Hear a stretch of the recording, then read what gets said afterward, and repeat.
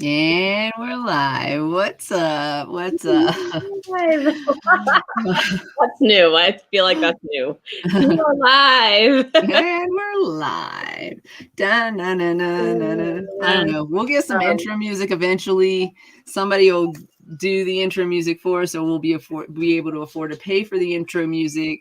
Either way, we'll figure that out. So I guess I'll just read the disclaimer, and then maybe if we have to say it again, we'll say, hey, you guys know our trigger warning or whatever. Welcome. Say hi in the chat if you're here. What's up? Okay, so it's about that time. You're about to get highly educated with the Cannabis Closet and Canna Queen and MJ. I already messed it up. This is an adult content show with no limitations on subject, language, or actions. Opinions, views, and expressions may or may not be that of the hosts, their subsidiaries, and their guests. If you aren't sure, don't worry, we'll tell you.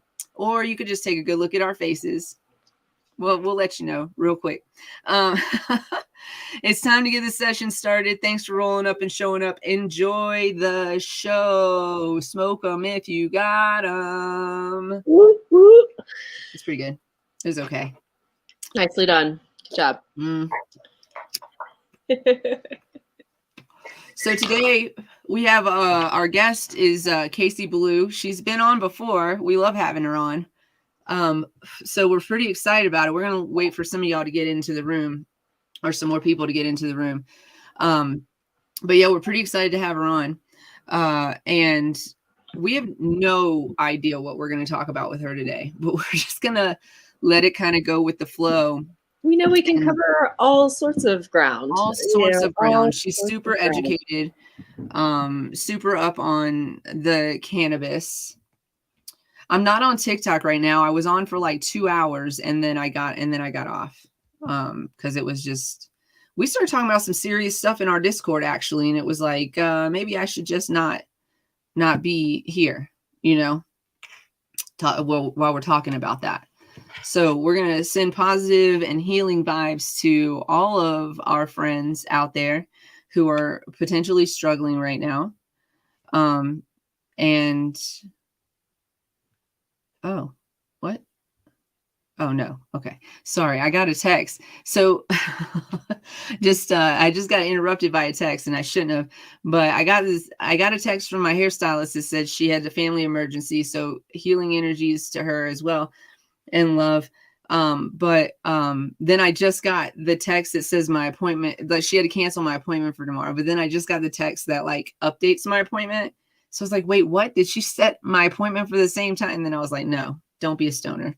It was just the automated situation of things. Do we want to let's bring Casey in before we start our regular banter. We'll do some like headlines today too. And then we have, of course, we have our Black History Corner. We have our Women's History Corner. And what is Canna Queen mad about today? I'm mad about things.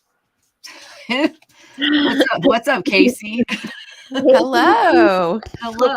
Back. I feel like you've upgraded since we last saw you with your little headset and your... It is so much fancier, isn't it? Yes. That's what I was thinking. We can hear you loud and clear too. Beautiful. I love that. That was my main concern, is cutting in and out on this laptop. So I was like, this is perfect. We always have technical difficulties, so it wouldn't be a big deal. They come with the nature, right? Yeah, pretty much. It's not a closet show if we don't have a technical. At least one. So prepare yourself for that. Amen. So tell us, for those who haven't seen you on here before, tell us a little bit about yourself. So I own a shop in Southwest Missouri called Cannabelews. That's kind of where I started. And we actually had originally applied for a dispensary license. And whenever we were denied that, we kind of had to figure out how we were going to pivot and stay relevant, stay in the industry, stay in the community. Because so many people just got completely discouraged and were like, well, that's all there is, dispensary, manufacturing, and cultivation. And that's how you really realize, okay, these people weren't really in it for the patients anyway, you know? And so that's when I've been cooking since I was a kid. I grew up watching the Food Network. And so I was able to really start to incorporate, not just for my patients, but for myself, using edibles and expanding how I really use my medicine, because my lung health has been shot from a really early age. I started getting like chronic bronchitis when I was like 18, just heavy smoker. I'm a blunt girl. And you really, if you don't do it right, you can really tear your lungs up. But also being a cigarette smoker didn't help. And so I started a group called Cooking with Cannabelews, where I would get on, share recipes, videos, helpful hints and tips, and kind of just discovering the whole thing as I was teaching, I guess, which I think is a really important part of the journey, because I never went into it like, no, I know everything. This is the law. It was like, hey, let's learn this together, kind of figure out, what each patient is going to thrive the most doing. And so one really important thing I try to go over with especially new patients and new cooks is dosing, of course, making sure you're not going on that roller coaster, because I discovered that a lot of the people who didn't enjoy medibles, it's because they had a negative experience that first time. They're like, well, I ate a brownie one time and I slept for 4 days, no, but it's just that, or they get real bad anxiety or palpitations. So it's not for everybody, but I think starting really low and then incorporating other cannabinoids into your edibles is a huge lifesaver. So super important, I think. For exactly. Like, I think that, well, I've also read this in some scientific research that honestly your body can't really handle that THC all by itself. So the stronger THC, it is going to cause those kind of effects for a majority of people, unless your body needs it for medicine. So like, if you have, for example, a cancer diagnosis and you're taking these high doses of these different cannabinoids, it helps to add other cannabinoids to help make THC more therapeutic, as more medicinal and less psychoactive. But also, if your body needs the THC, it's going to use it for the health needs. And so that's why you see people who maybe just started, their tolerance level goes up really quick, because their body needs it. Their body needs those cannabinoids. But yeah, I think the importance of adding the other cannabinoids is it will help the THC actually work better for you. Yes, absolutely. There's a really common misconception that people think, oh, if I use CBD with my THC, it's going to completely counteract the THC. But what I try to get people to understand, especially with using edibles, it may not be as psychoactive whenever you use CBD, but it's going to be fewer of the negative side effects, like those palpitations and the anxiety, so that you can benefit from every bit of that THC alongside the CBD. There's so many. I have one patient who loves CBG. She swears that it actually helps to elongate her high and kind of intensify it for her, because she's a high dose user.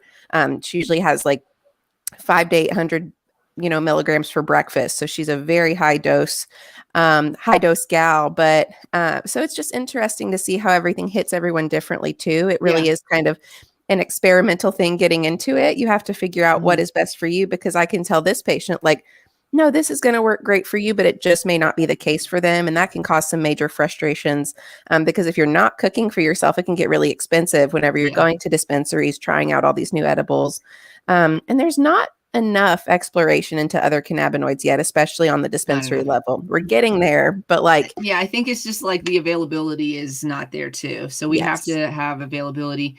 We did a show on synthetics and everything, which we normally would kind of frown on, but generally speaking, when you're talking about other cannabinoids like CBG, CBN, CBC, and even CBD, we might have to supplement a little bit, because we're not getting enough from the plant. The plant just doesn't produce it at the levels that we need.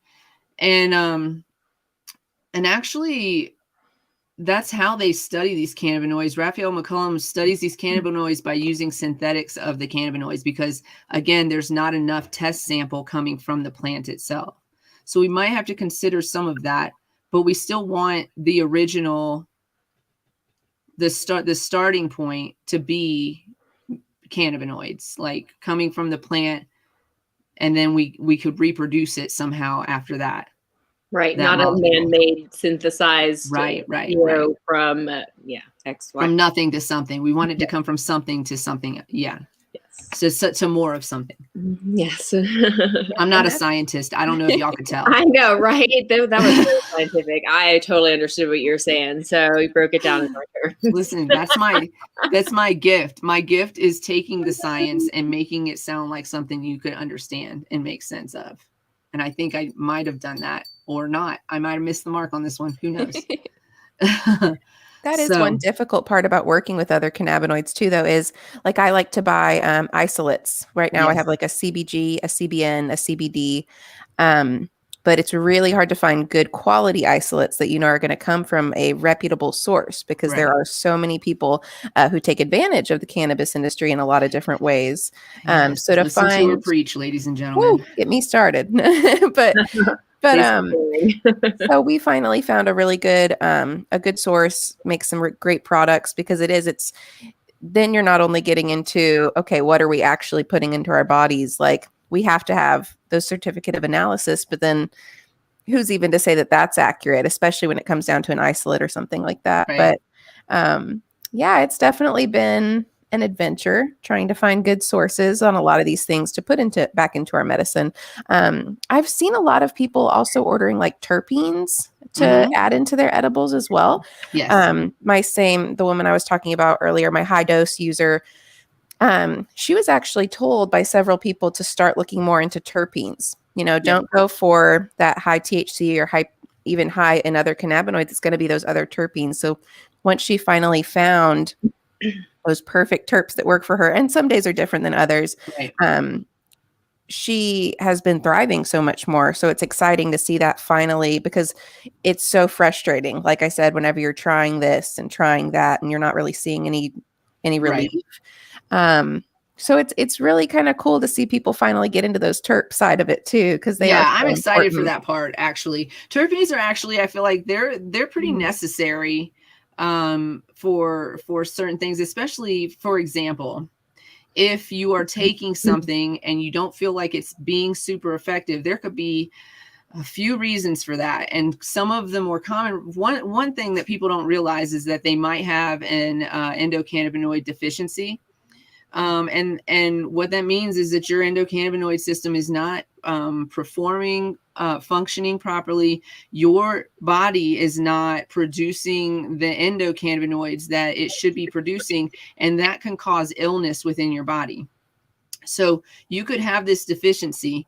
You could be taking cannabis, and because you're deficient and your endocannabinoid system hasn't really been functioning really well for some time, it's probably very difficult for your body to even capture these cannabinoids. Again, I'm not a scientist. This is just based on what I've been reading and like what I kind of know about how cannabis works. So here's the thing. You have terpenes too, and terpenes work synergistically with cannabinoids. So they work together to create a better effect for your body.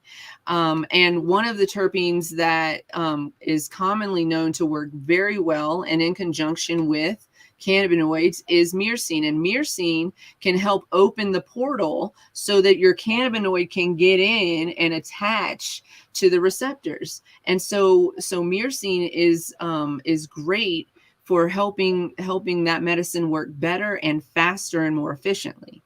So definitely don't dismiss that. Definitely look into that. And cooking with terpenes, I imagine, helps with those flavor profiles. Other botanicals too. So how do I get it from this cultivar? Well, it's also available in other botanicals and other essences. And the compound is the same, right? So if you have linalool, for example, which is a common terpene compound found in lavender, that compound, when you extract it and you look at it, linalool looks like linalool. Like Farah looks like Farah, no matter where Farah is. Okay, so that's what I'm telling you, is that you can pull this compound. If this is linalool, it's going to look like this. If it comes from cannabis or if it comes from lavender, it looks like this. So it works. It functions the same way. That's why they say, like, there's that common myth that if you eat a mango, like 30 minutes before you smoke, that there's a lot of myrcene found in mangoes. And so that kind of natural process happens that way. So it's not just from cannabis. You really can find these compounds in a lot of other places, because for me, especially, like, I always say the nose knows, you know, Yes, like that's you it. will know what Your strains are going to mouth work for waters, you. your body knows what it Yes. wants. Get a little Yeah. excited about it, you know. It's like the brain knows what strains are going to work best for you through the nose, and that's kind of where terpenes come into play when you're important. first getting into really the discovery of what terpenes are going to work best for you, because they're not. It's not that not all terpenes will work right for everybody, but they won't. Some will work better for others. You know, It's like true. with linalool, people use lavender just naturally to sleep.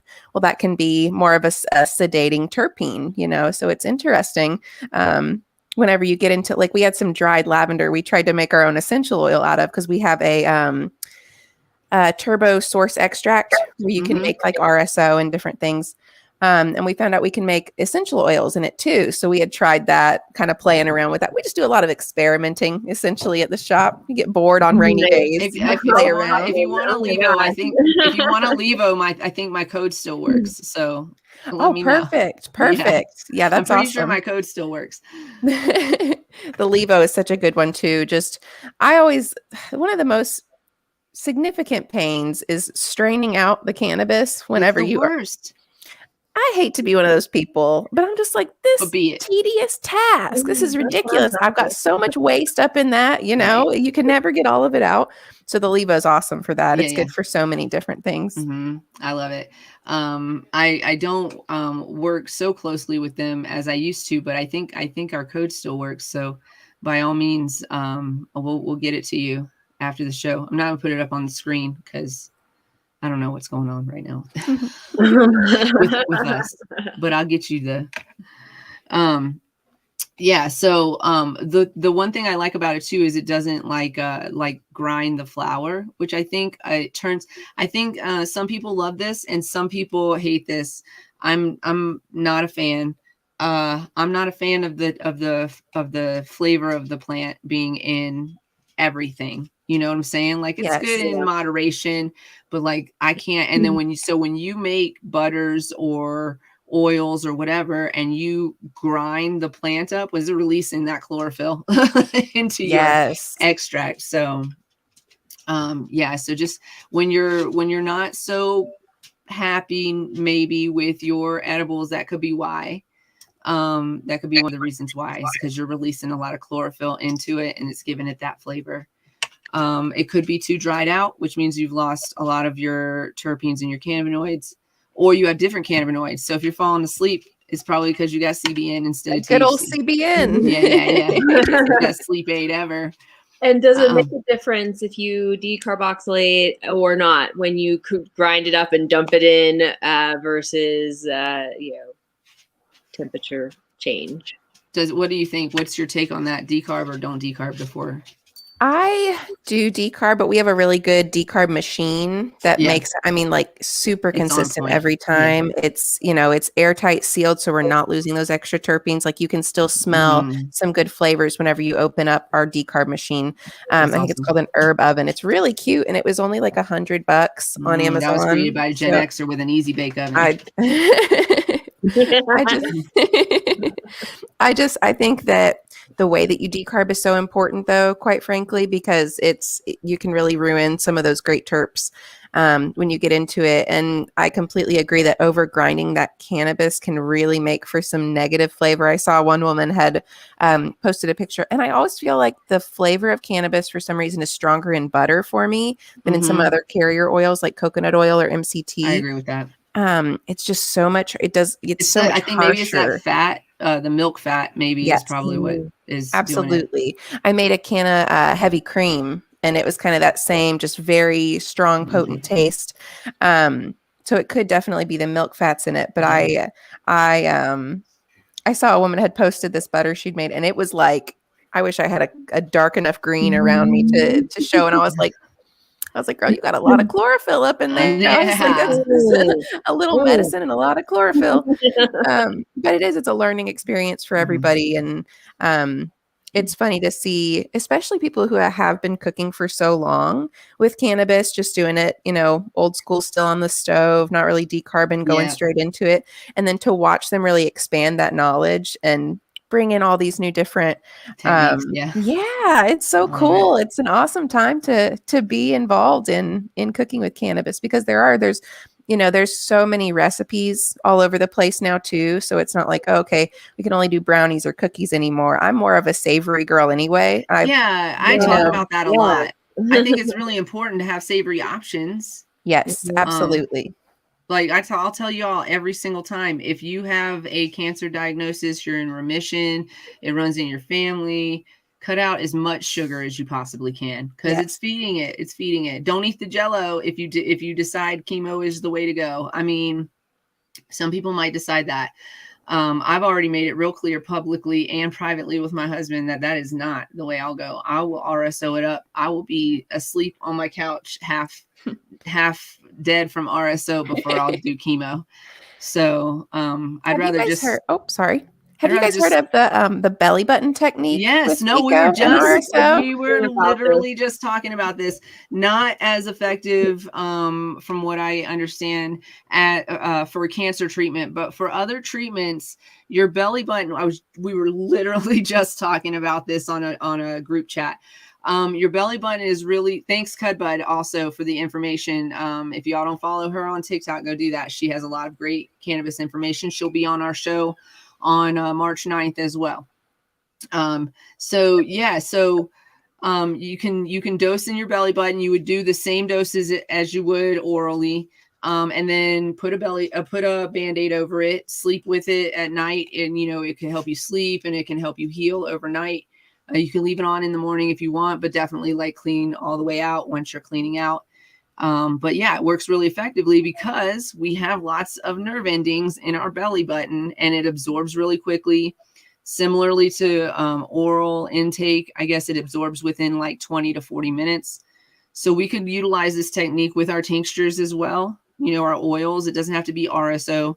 That one's more sticky. That one's going to be more or less viscous. It's going to not be so runny, but it's going to be more sticky. The oil is going to be a little bit more runny. So maybe you just want to like rub that in. But yeah, the belly button technique. I love it. I had actually started doing the belly button technique, but with essential oils before I'd ever heard about it used with FICO and RSO. Because there are so many nerve endings that you can utilize that we're just completely sleeping on, just ignoring, we just pretending they're not there. I actually have not personally tried the belly button technique myself with FICO, but I have a couple patients who swear by it, more for pain management than anything, I would say, and for effective sleep, because a lot of times they kind of go hand in hand. If you're constantly struggling with pain, it's really difficult to get a good night's sleep. But there's a lot of cool techniques that are coming out and about. There are. So I'm about to cross the line right now. I'm crossing over a line. If you think you got a lot of nerve endings in your belly button, I know where this is. Imagine how many you have in your asshole. Yes. Yes. Seriously though. Literally and seriously. Yes. So we've talked about suppositories before. They can literally save your life, especially if you have lower organ issues, irritable bowel syndrome, Crohn's. Very, very helpful. Suppositories are very helpful. But if you're not into that suppository action, use the oil just use it on there's a million, trust me. There's a million nerve endings there. Truly, trust me. Especially women who struggle with vaginal health issues. Don't be afraid of your butthole, man.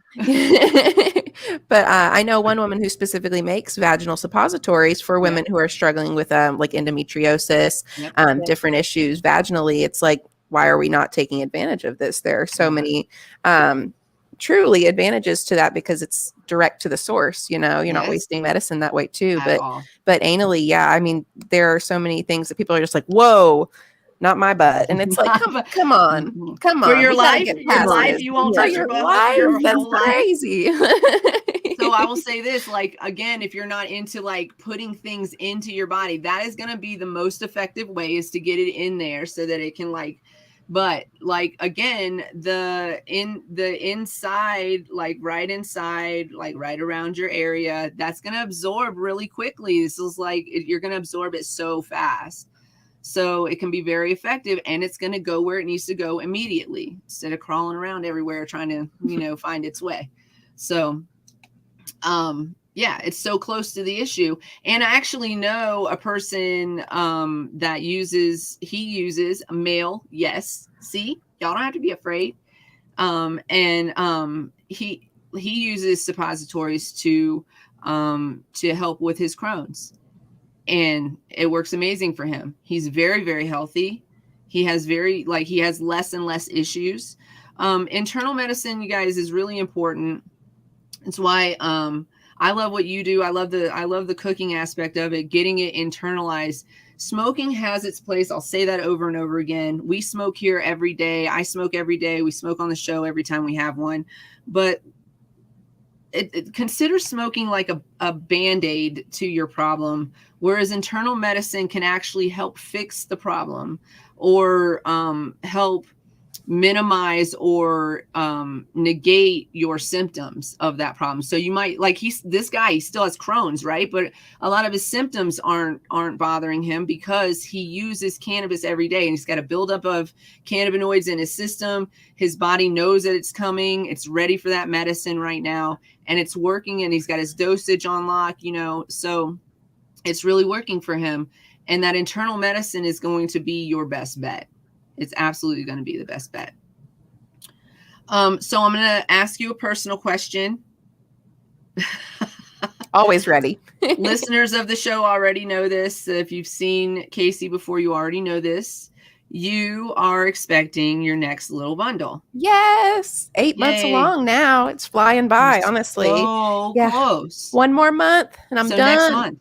Yes. Nice. Wow. Yes. Yay. So it's funny because our original due date, and I joke that this girl has all the jokes. She's got a serious sense of humor. My original due date was on 4/20. I was like, what kind of scope of the world had to get together to make that happen, right? But we are going to do a scheduled C-section with this one. My blood pressure's been really up and down through this whole pregnancy. Mm-hmm. And so it'll be on April 18th. So mom still gets her 4/20 day, Nice. That's this girl's day, you know? Yeah. So right. You don't have to miss the day to have a birthday party. Never. Is all I'm saying. not up in here. No. Yeah. But no Close, cigar. But no blunts. That's so baby. appropriate. No blunts, baby. We doing blunts 2 days later. Yes, that's what I'm saying. But yeah, so it's been really a journey that was so different from my first pregnancy with this one, because, I was pretty specifically a smoker whenever I got pregnant with my daughter, Gianna, almost 7 years ago. And for me, smoking is really more therapeutic. It really is part of my process, helps me get closer to myself spiritually in a lot of ways, especially if I'm having weird mental days. But with this pregnancy, it's like the blunts give me such bad heartburn, and I didn't experience that at all with my first. So the edibles have really had to be my go-to, and finding out how to redose, because I feel like my tolerance got reset, and it could just be my metabolism. But I've had to really reconfigure a lot about my medicine use through this pregnancy. And so it's been definitely an adventure, I will say that. But my tolerance is probably maybe a fifth of what it used to be. So I had to really get back into the kitchen, kind of recreate my oils for myself. And yeah, I'm really excited though to be able to speak on pregnancy with cannabis use honestly and openly, because it's not something at all that we could discuss with my first pregnancy, because it was still illegal here in Missouri. So it's been a lot more enlightening this time around. I feel like I'm a lot more educated on some things, still learning, of course. And you have support for your cannabis use during your pregnancy too, around you. Yes, absolutely. Good. Which is a big part of it, because there is still so much taboo and negativity around it. But, like with my first pregnancy, the things they gave me for nausea, it came out like a year after my daughter was born. Like, hey, don't actually take this. It'll cause heart murmurs in your babies. It's like, cool. Thank you so much for that. No. And so it's crazy, because we know very little about the human body and medicine and what really is going to be effective for us in the long run, And so that's really scary. I never really took the medicine that I was prescribed then because I had cannabis. It was really a huge lifesaver. Thank goodness. Yeah, Because seriously. that is, like imagine you've just created a health condition that we didn't have before because A you wanted. lifelong, yes, exactly. Exactly. Because, and it's not like the doctors are spiteful and they're like, haha, let's give all these babies heart No. murmurs. It's truly just, there weren't enough studies on it. It was already kind of experimental when it came out, but it was popular at the time. And that's what they were prescribing all women who had these specific, I mean, I was like severely, severely sick from the time I woke up to the time I went to bed. I have a little more relief with this one, but I mean, it was bad. And so I was looking for anything to help at that point. And it was a moment where I was like, okay, do I want to take a prescription when I'd already had difficulties with narcotics and prescriptions through my teenage years? So I was like kind of hesitant to get into anything anyway. Right. I was like, why would I not just take and continue using cannabis as I was when it was effective, So it was not educated guess at that point. It was really just like what felt best and felt right to me. Smart. And now this time around, it's like, okay, we did. We can talk about it. Yeah. Exactly. And there's a lot more open dialogue in the community, especially now. So that's been enlightening for sure. There's a lot more evidence too that using cannabis during pregnancy is not going to cause any defects for your child. Your child also has an endocannabinoid system. I mean, obviously we don't want to overdo anything. We don't want to smoke too much, inhaling smoke or whatever, but vaporizing could be a way around that a little bit, but also just for relief so that you and your baby can both be healthy in that time. If you had taken those medications, you would have had a baby that was not necessarily healthy. It could have been affected. And I imagine I've seen evidence of this, but I imagine your child is probably fucking brilliant. Like, too smart sometimes, man. That girl's a trip. Some of the things she says to me, I'm like, oh, I'm sorry. I say she's 6 I know a lot of canna babies, and not a single one of them is stupid. Yes. It's wild though, and it's crazy. I think that a lot of times in pregnancy, the mom's health and mental health gets kind of put on the back burner compared to upcoming baby. Of course, both are equally important, but I think a lot of times when you're hosting an alien, you have to be healthy. Yes, mentally and physically. Absolutely. Yes. Yep. I think that a lot of times that, we talk about like generational trauma. A lot of that can happen in that experience because women either have a really great experience with pregnancy or they have a really negative experience because you are it's just completely new, something has taken over your body and you don't always know how that's going to affect you. Right. But mentally, I feel like if you aren't in a good place, it's going to really affect that pregnancy and it's going to be traumatic. It can really be traumatizing for a lot of people. Including the baby. Absolutely. Because they're very receptive. Kids are so receptive to energies. I'm already in the womb. In the womb, they're already receptive to those energies. We know that because like you could play music and they'll like kind of dance or whatever, or they won't like it. They're people I've talked to, I've never been pregnant, but there are people I've talked to who've been pregnant are like, yeah, like there's music that she likes. There's music that she does not like. And it's funny you say that because specifically Gianna and Amelia's dad loves Kevin Gates. And anytime he puts Kevin Gates on, she starts to go wild. It's just funny. It's little things, Me so too, baby. Same. I'm like, okay, she has good taste. I'm trying to go to Kevin Gates going on 2 days before her birthday. Oh, that's going to be a good concert too. Yeah. At Red Rocks. Oh, yes. Yeah, I'm trying. I'm working on it. I think it's happening. That's awesome. So yeah, I mean, all very interesting, but yeah, I have never, and I've got friends that got kids and they smoked throughout their whole pregnancy and their kids were not low weight. They were not underdeveloped. They are not underdeveloped now. They are perfectly fine. A lot of them are smarter than I'll ever hope to be, which thank goodness, because we need somebody to take over. That's anyways. Babies are taking over that option outside of other medications, whether they're prescribed or self-medicating, is that cannabis is a natural option that works with our system, and Why are it we? It doesn't cause heart murmurs in babies. It does not cause heart What murmurs. the fuck? No, but they do. You're right. They don't do like so I have a procedure to keep me from having children. And it was an in-office procedure. It's called Esher. It looks like little pen springs, but like close and tight together. And what they did was they went in and they just inserted these little springs into my fallopian tubes, and then scar tissue built around them. And then they did a dye test, and nothing went past the springs. And then we were good to go, right? I know people who have had that done, and those springs migrated and caused all kinds of havoc. Also, I can never get any procedure that has magnet anything in it. I can't do anything like that. Like, so if I have to get the MRI, right? If I have to get something, I can't get anything like that, because I have these springs in my body that can be just yanked the fuck out with a magnet.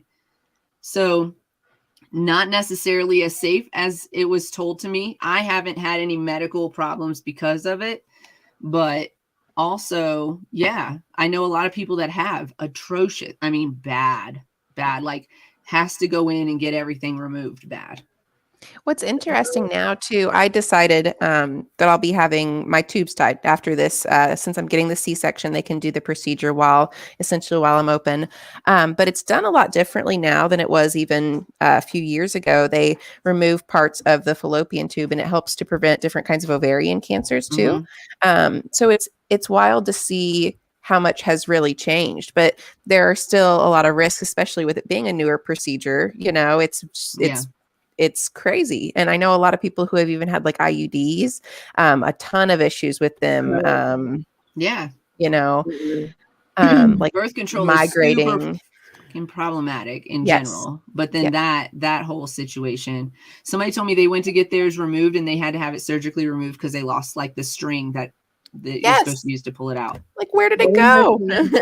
Your horror story in the terms of all of the bad things that could happened, and the practitioners got locked out of her room. So she had to get off the table while she's in pain and doing all these things to... Do you know how much I would own that hospital? Like, I don't think saying, oh my gosh. Maybe I'm making that up, but they like had to like essentially break into the room. Yeah, no, I would still own that hospital. What do you mean you locked yourself out of the patient's room? How is that an option? Is it? Like, how is that an option? Someone not in the room with you, period. Like, exactly. I'm like, they all took a break. Hey, but you guys just gave me an idea of how I could get this procedure done that I want done without paying $20,000. These springs are magnet, like maybe there's a spin there. I've been trying. Like, my uterus is problematic at best, but because it's not like supremely problematic, I don't have an issue, and they won't take it. Just not for less than 20 grand. Yep. So if you know like a reputable doctor in Mexico, I wouldn't mind a vacation. Isn't it sad we have to resort to that too? Come on, I'm never having children. I'm like never. I've had that procedure done, and I'm also going to be 45 on Saturday. 0% chance I'm having children. I don't need this. It's causing like these different. I try to tell my doctor these issues it was causing, and then she was like, "It's not causing these problems." And one of them is like with my bladder. I feel like right before I always have to run to the bathroom when your uterus swells up real big when you start, and then hits your anyways. And so it's causing, and she won't listen to me. Yo, what's up? I don't know. He said you just walked into the period conversation. It's not all about periods, I promise. But it is all about women this month. So if you're not sure about that, it is. Bye. Oh, you're saying I don't know. There's plenty of. Oh no, but trust me, I'm not one of those women. I'm not one. I've made a decision in my life that is definitely not going to happen. And it definitely can't happen with this situation that I have. I have scar tissue in the fallopians. So several of my girlfriends my age are having children. No, my God. I would not know what to do with myself. I can't. I mean, but kudos to those that do. I mean, someone's got to do it. It's not me. What in the world? Like, seriously, I just don't even know what I would cry for. I would be one of those mentally ill people. I would be mentally ill if I became pregnant at 45. I would literally don't get mouthy down there, because this is my show. This is my show. I see you in the comments. This is my show. Anyway, so so cannabis during pregnancy, you've had very effectiveness with that. I have been reading a lot about microdosing as opposed to taking larger doses or macro doses, being more effective than the macro dose for a lot of people. So people who are maybe they're like, I just can't get effectiveness. I just get effectiveness from or I don't get enough effectiveness, and I feel like I keep having to take more. Maybe you could take less. Maybe do like a reset. Yes, absolutely. Yep. Maybe less is where you need to put your dosing, because maybe it's just your body is just like, I don't know what to do with all of this. And that's what's interesting. The first time I took my normal pre-pregnancy dose, I got the spins so bad, and I was like, this feels like my first time doing edibles. This is wild, So I really had to cut it back and like restart my journey essentially. And it's crazy how it'll affect you so much differently on something you don't expect, because like I said, it wasn't at all the same with my first pregnancy. So everything is so different, and it's like, for me, I have a lot of hormonal issues anyway. So like when I was doing birth control, and my doctor made me feel crazy when I said it, but I was like, I know there's legitimacy to this. You are not the only person that doctor's made feel crazy. Oh no, of course not. But I was telling them, I was like, I feel like this is almost giving me some really intensified like bipolar, manic, and depressive swings. I was like, this isn't normal at all. We have, I have plenty of mental health issues, but this was like severe. A new thing. Yeah. Yes, absolutely. Because I'd had 2 rounds of this same birth control. The first was actually really awesome, super effective, minimal side effects. But then the second time I got it in, because it's a 3-year, everything really changed. It's like I was manic for like 6 months. I wonder if there's like a difference in the, because they had done an update on it. I was like, I was going to say, and also a change in our own hormones and how we react to, because I did that with a birth control, just by pill, and same thing is that what worked for me when I was, 25 did not work for me at 35 at all, and then I was like, fuck this, feeling crazy on this shit. There are other ways. I like Brussels sprouts now, and I didn't when I was 25. We do. We definitely change. Absolutely. Yeah. So, and then definitely your body changes. So even what you were saying, like, I'm used to high doses, but then my body is changing hormonally. There's chemical changes happening. And so now you have to change your dose. So don't be like, what is happening to me? Because you have to change your dose a little bit. Ladies and gentlemen, we change as we get older and move through this life. Things change. Now, did you journal? Did you do you just know, get that yourself well enough? How did you, what have you been doing to kind of, as you've been going through these changes, and the difference in, previous to now?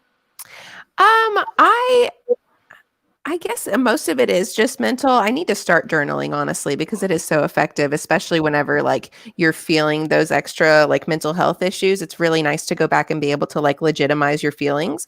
And I didn't really realize that until I had that conversation with my doctor, and he was like, no, it's low doses. You're not getting any of that. And I was like, oh, no. Oh God, it's me.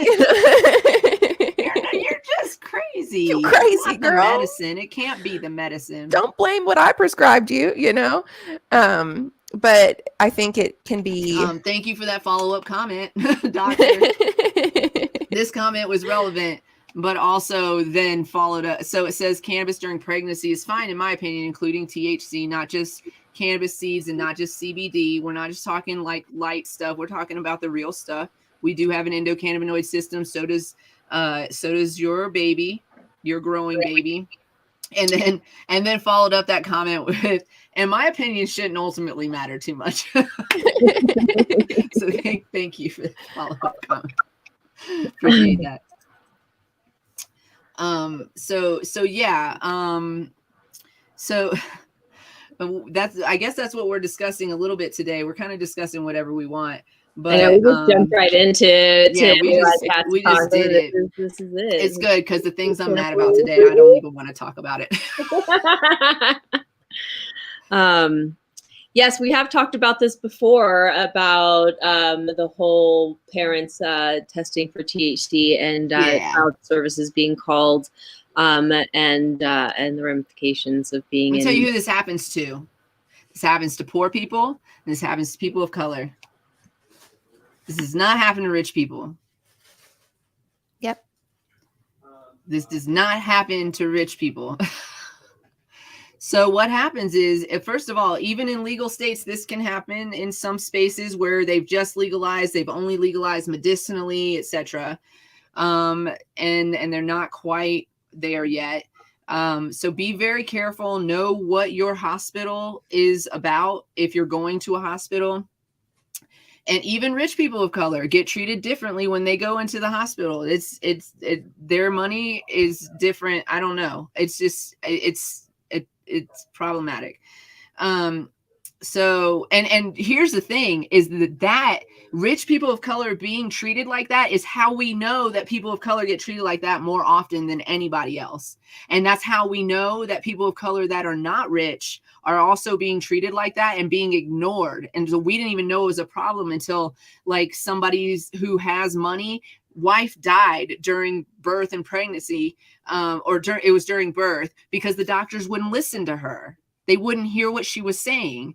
And so then she ends up dying, but he has money to bring attention to the issue. And so he does, right? But we don't really know about those things happening unless somebody has the resources to bring attention to these things happening. So when it does happen to a rich person of color, then we see that it's happening. We know it happens to poor people. We know it does. Doesn't matter what you look like. It happens to poor people. If you are a poor person, they don't listen. They think you're on drugs. They think you're abusing something. They don't listen to you at all.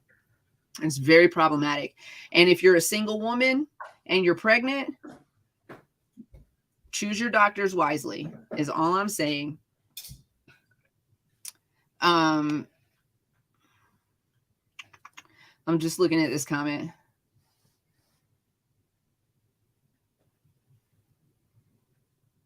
No, we're not going to talk about that. That's a different subject. Yeah, that's a different topic altogether. We'll just leave that one alone. Sorry about that little pause.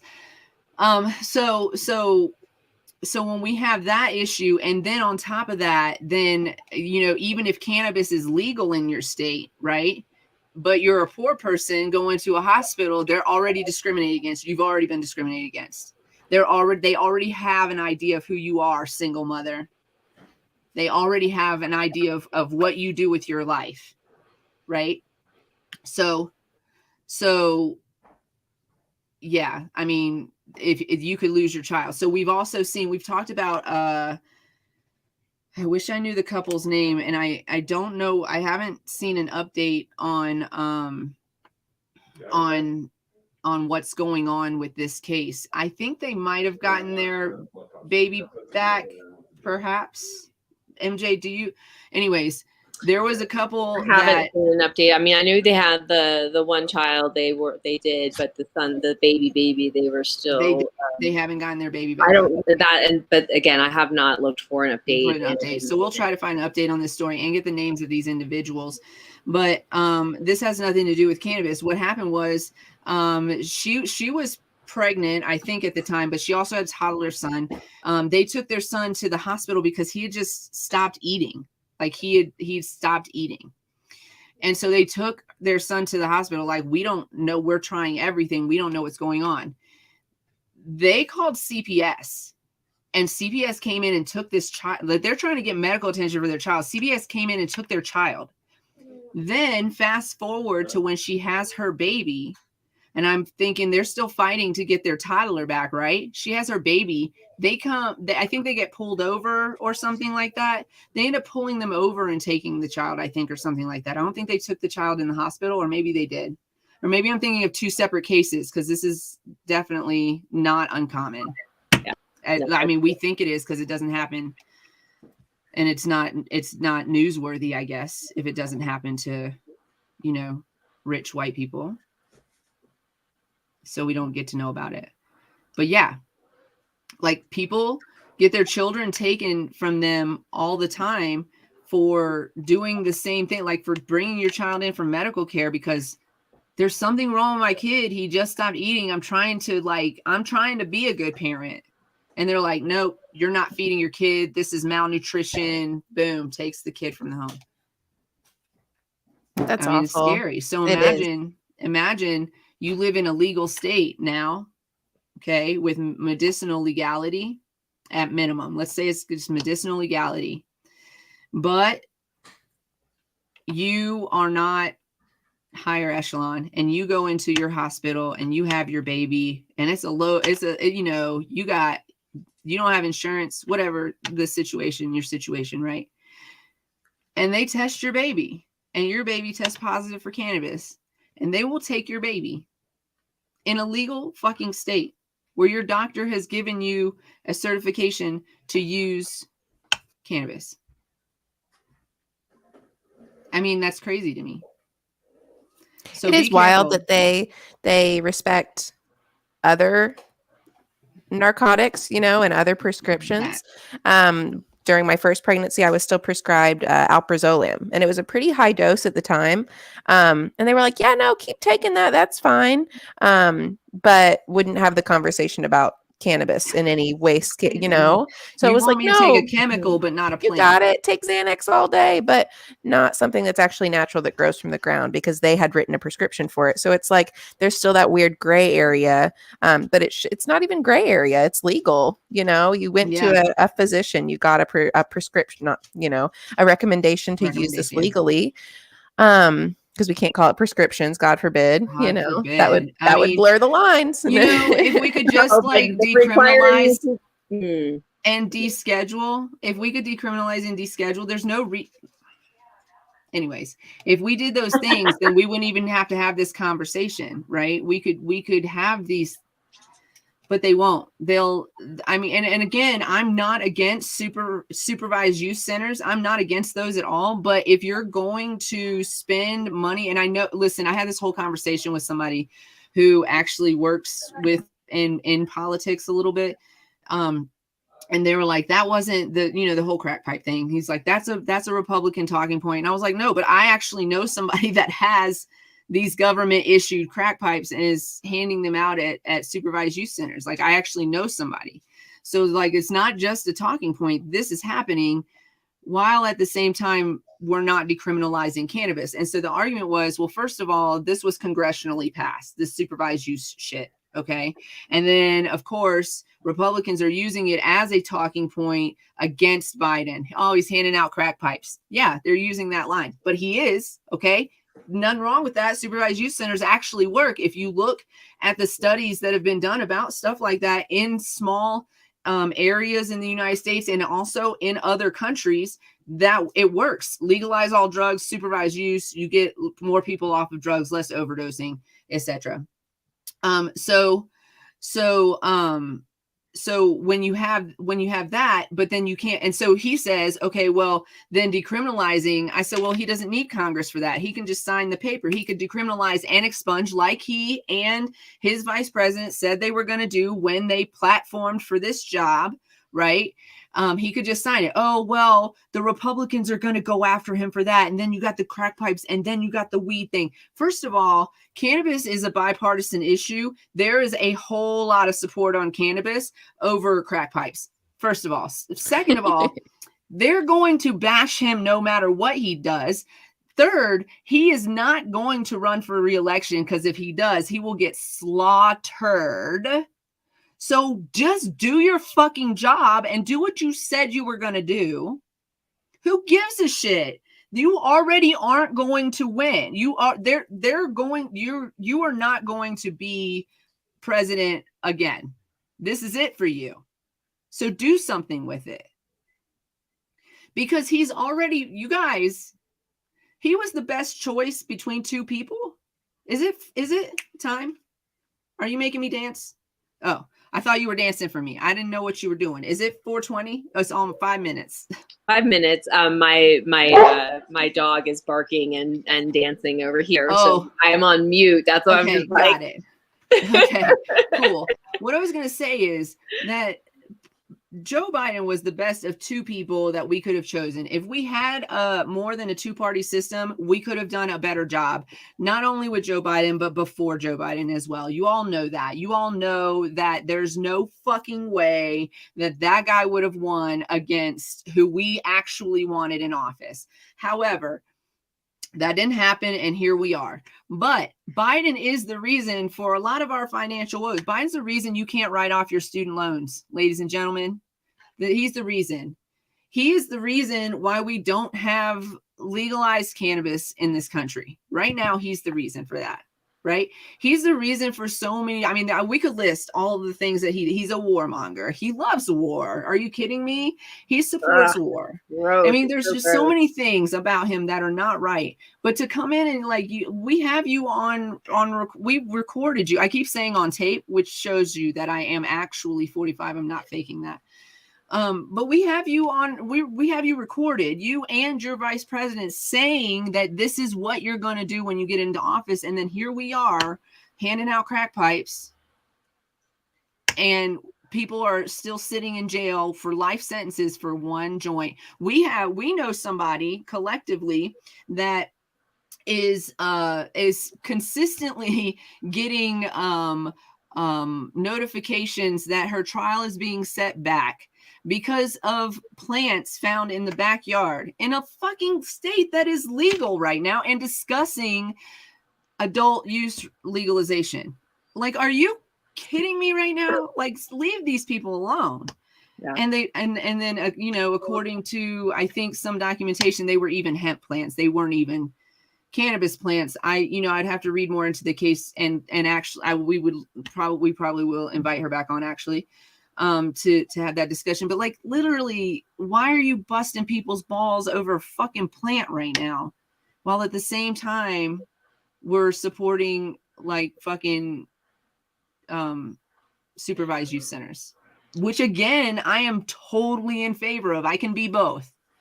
I can be both. I think all drugs should be legalized. I think there should be supervised use centers and programs to help people get off of drugs and clean tools to use. I absolutely believe that. And I've seen those models work in different situations. Education. Isn't that always our... What did Obama do? Somebody said, what did Obama do? And yeah, I'm not reading all your comments because we can't do that. But what did Obama do? Like 2 years in office, he could have legalized cannabis in his second term. 2 years in office, 2 terms in office, he could have legalized cannabis in his second term. At the end of his second term, legalized cannabis. Boom.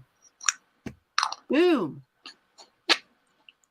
I mean, we already had, even back then, we still had a good majority of support for legalized cannabis. He could have done it, and he didn't.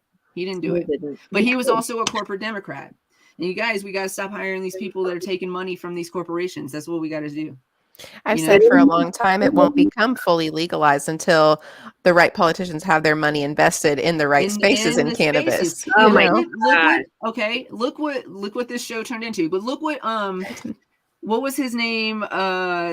John Boehner, right? John Boehner. Fucking the second he was out of politics, he was into cannabis. Of course. And he blocked There's so much money in it. Cannabis law. He blocked so much cannabis legislation. Because he was like, whoa, I don't have my ducks in a row yet. No one else can get a piece of the pie till I get my slice. It's very selfish. It's not so it's set up to benefit me and nobody else. And that's where it's the problem. It's like, no, there's enough for everybody. And you can't be greedy. If you're going to be greedy, then you shouldn't have access. But seriously, you should not prosper. Literally, Casey alluded to this at the beginning of the show, and I'm going to tell you now, if you want your slice of the pie, you got to go get it. Nobody's handing it to you in any industry, but especially not the cannabis industry. And especially if you're a woman in the cannabis industry, don't wait for nobody to fucking hand you shit. They don't want us here. You can say what you want to say, but they don't want us here. We had to fight to get where we are in cannabis. No. It's time. It's 4:20 on the West Coast. But seriously, no. Am I wrong about that? Like, we've had to fight and claw our way into everything, and the cannabis industry is no different. Just why we're not having any men on this show all month. Yes, because there are amazing women out here in the world doing amazing things and doing the same amazing things. And we just keep highlighting white dudes. With, and again, doing it as a female, knowing that there are barriers as females, doing anything that we're getting ready to do because of men's preconceived notions of where women should be in the world. It's just, I cannot. Listen, if a woman can listen, I'm going to go back. I know I'm obsessed, you guys. I cannot help myself. But if a woman can be the captain of a woman crew on a bluefin tuna boat, then she can work in cannabis grow, cannabis extraction, cannabis kitchens, cannabis dispensaries, C-level positions, and in ownership. Absolutely. Yes, absolutely. And like I was saying earlier, I think a lot of people get this misconception that there are only certain facets of the cannabis industry that you can get involved in. I kind of created my own, and just kind of went with that. No one is going to just tell you like, here you go, here's this easy way. Nothing's ever going to change. It changes daily, Every between day. regulations and expectations and patient needs, especially patient needs though, as we're learning more and getting more evidence that certain things are working better than others. So you have to be so vigilant and resilient in this industry, no matter your background, no matter where you come from or where you intend to go, because if you don't, you will get left behind. And it's something that it can be disheartening for sure. We definitely, I had thought for so long since I was 16, I was like, I'm going to own a dispensary. I'm going to do this, this, and this. And then the whole process, I was like, oh no. After we didn't get our dispensary license, a lot of it I kind of considered like a blessing in disguise because I was able to not only utilize my time to really figure out what I wanted to do and what I could see myself doing. Mm-hmm. I would have lost out on a lot of time with my daughter even, in a really transitional period for us both, Mm-hmm. I was able to then, after we were denied, I was able to still bring her to my shop, and she comes to my cooking classes and she gets really involved, and she just hearing her and the way that she speaks about cannabis, it's mm-hmm. enlightening, because we wouldn't have had that experience if things had gone differently. So it's like, no one is going to be like, oh, okay, here's a super easy silver tray, especially if you're not, a millionaire going into it. If you don't have money or a man backing you, then don't even. Right. And I consider it truly a blessing because I was like, through all this networking and thinking I was going to, do this one certain thing, I actually had created a space for myself and was like, okay, I can do this anyway. And it's so successful because people actually want that. People want education and they want to learn how to do things. And why not a cooking class that involves cannabis? We got paint classes that involve cannabis. We got, we have all this stuff. And then to have that storefront where with hemp too, it's a little bit easier in most states because right now we're still floating under that, guise of the 2018 Farm Bill, but no real. But we still want to have it tested and stuff. So there are, we're getting it done and everything, but we can still sell it openly without that, need for extra permission. Oh, you have to have a license on the wall. Like I have a business license. You have to put a different label on it. Yeah. Yes. My business license is the license. That's the only license I need. Just like with most industries, ladies and gentlemen, congratulations. So yeah, like, I love that. I love that you have the storefront, and I love that you've built it for when they were like, no, you can't have it. And you were like, yes, I can. I I'm will gonna get it have it. anyway. Yeah. Yeah, We're gonna go get exactly. it. Yeah. This last year, we actually Yeah. started renting out. So we have like a 6-room suite. We were going to set them up like little mini individual rooms for the dispensary so patients could have privacy. We actually now rent those rooms out. So where we have like a rosin press, we've got a bubble hash machine, a bunch of different infusion machines where people can come out and actually create their own products. So I was like, Nice. oh, you don't want to give me a license? I'm going to have people come make their own stuff then, you know? Yes. And for the longest time, we sold like whole cultivation kits to where people could come buy, you know, the tents, the lights, everything they needed there. But I realized there is a lot of cultivation products on the market, and they're not all good, but they are, Yeah. you know, they can get really pricey. So that's when we Yes. were like, maybe we should focus, they say niche is rich, you know? So we were like, Yes. let's do something they're not doing in this area, rent these rooms out with some different products. Yeah.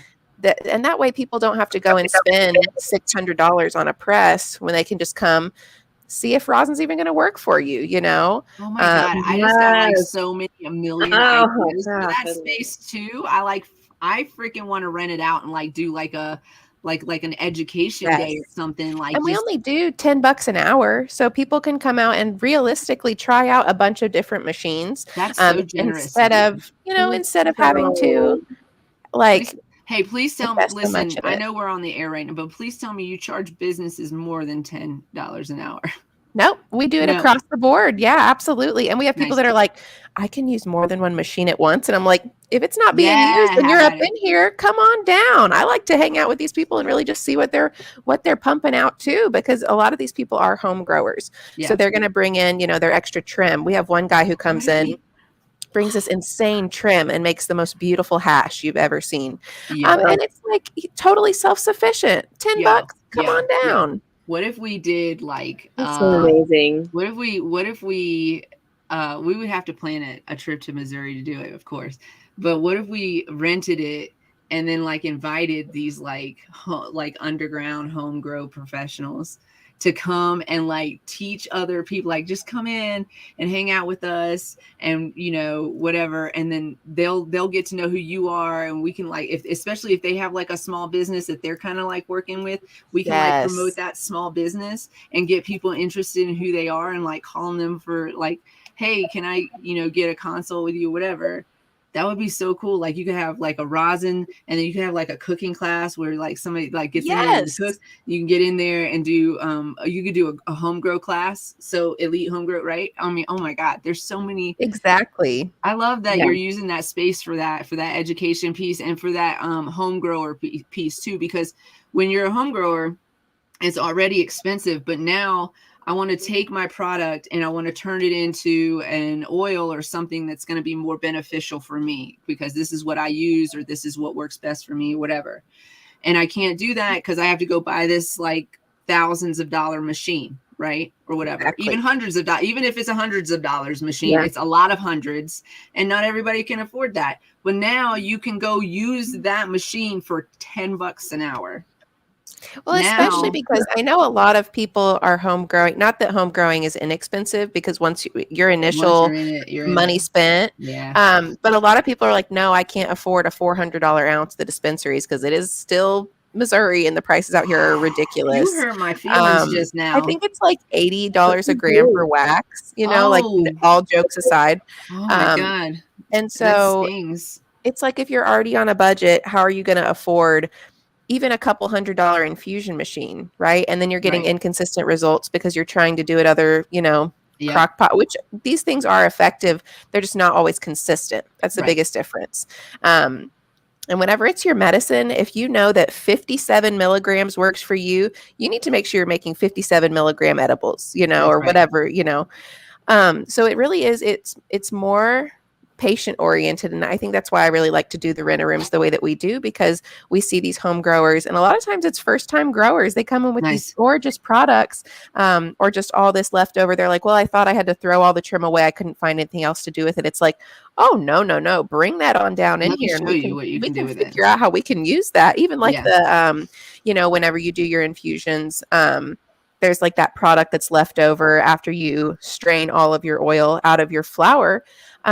We show people how to like make capsules out of those. They're really low dose, but it's effective. It's effective medicine. So there's a lot of education. And I think that's where I got most excited about the cannabis industry. You know, like at first it was like this grandeur, you know, this picture that I thought I had planned out for myself. And then I was like, wait, I can't even really get into the nitty gritty side of it that I like, you know, the hands-on side of it. So I've been really, truly blessed through the whole experience. But we've made so many changes at this point. You know, it seems like we're always doing something new or different. But this has been probably one of my favorite parts of the adventure is doing my cooking classes and doing the renter rooms. It's been really exciting for us. Yeah, that's really cool.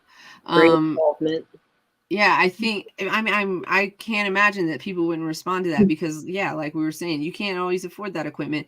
And now we have a workshop. It's kind of like that, right? So there's like mechanic shops and workshops that are kind of like that, where you can just go rent a space. Like you can go rent a bay and then do your work. And there's tools available and there's, you know, whatever.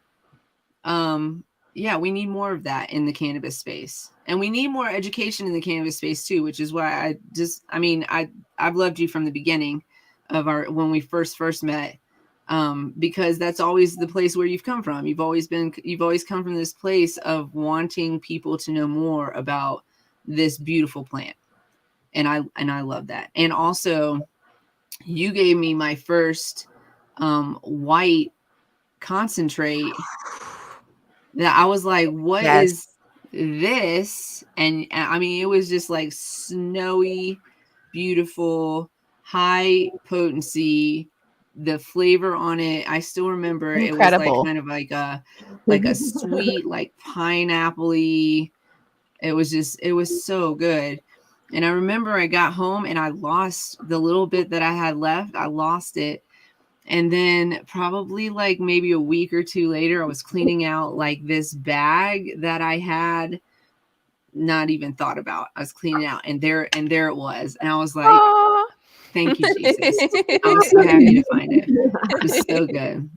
I just feel like depriving people of the education side of it is so selfish. You know, what do I gain out of someone else's loss? You know, and that's nothing. Especially dealing with patients so closely and hearing all these testimonies. And that's one thing that touches me the most about my patients are so many different stories and diagnoses, and all of these things have been positively affected by cannabis in one way or the other. And I think that's just, it's beautiful. It's something incredible. And so to be able to take it to that next level and be like, hey, you can be self-sufficient and do this for yourself. You don't have to rely on other people to do this for you. It also gives them some peace of mind, but helps a lot of times whenever you're dealing with chronic illnesses, there's a lot of mental health stuff that goes into that too. Yeah. And so it gives them something to look forward to, something to I always say you need something exactly. You need something to love, something to live for, and something to look forward to. Absolutely. And for a lot of people, cannabis checks all those boxes, all those boxes. So absolutely. it's something I love to do. I'm excited for all the future stuff to come too. You know, it's not a bad business model either, because when I think about it at the end of the day, and you guys remember this when you're worried about somebody going and doing your thing because you taught them to do your thing, right? Just remember this. Not everybody's going to do it for themselves. They're going to try it for themselves. They're going to give it a shot.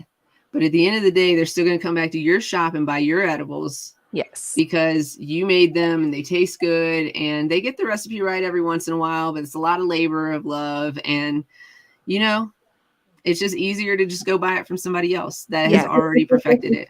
And it's like, worst case scenario, let's say someone does something and they do it better than you. That's awesome. You can have like a little piece in your soul that's like, yeah, we did that, I feel like that's like we say you did it better than me. Like, what does that mean at the end of the day? Here's the thing too. Here's the other part of that. Is that there are Burger Kings across the street from McDonald's, and both of them get long line business. There's